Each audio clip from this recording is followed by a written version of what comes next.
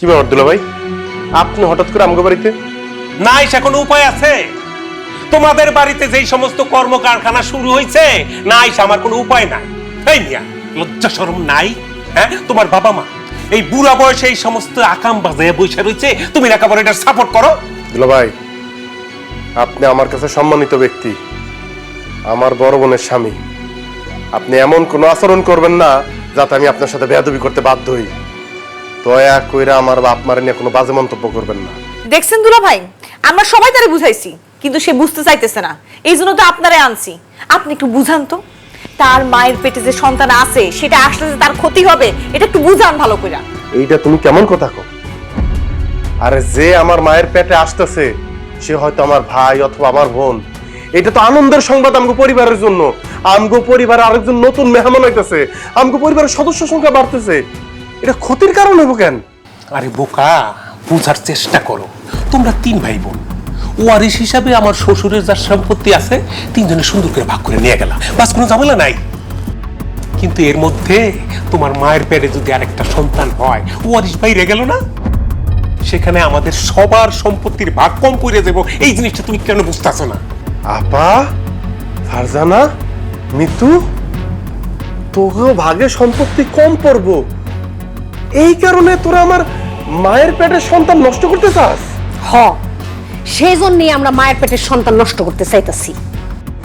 আমি আরো ভাবছি যে আব্বার কাছ থেকে আমার সম্পত্তি আমি বুঝা নিব, নিয়ে বিক্রি করে তোর দুলা ভাইয়ের একটা ভালো ব্যবসা ধরাই দেবো, বড় ব্যবসা ধরাই দেবো। এর মধ্যে যদি এখন আমাকে ভাই বোন আসে, তাহলে আমাকে ভাগের সম্পত্তি কম পড়বো না?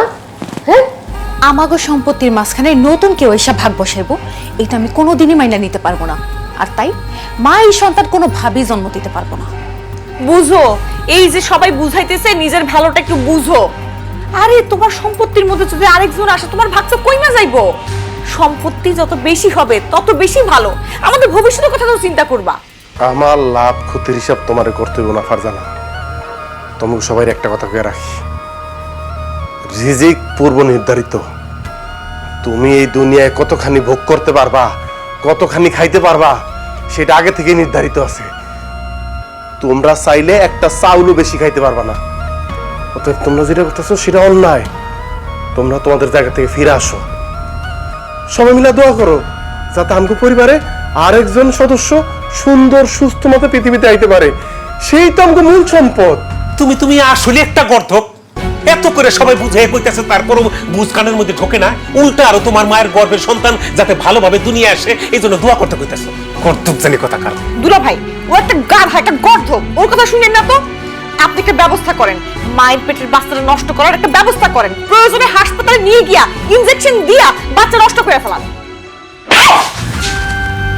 তোর এত বড় সাহস, তুই আমার মায়ের পেটের সন্তান নষ্ট করতে কস, হত্যা করতে কস?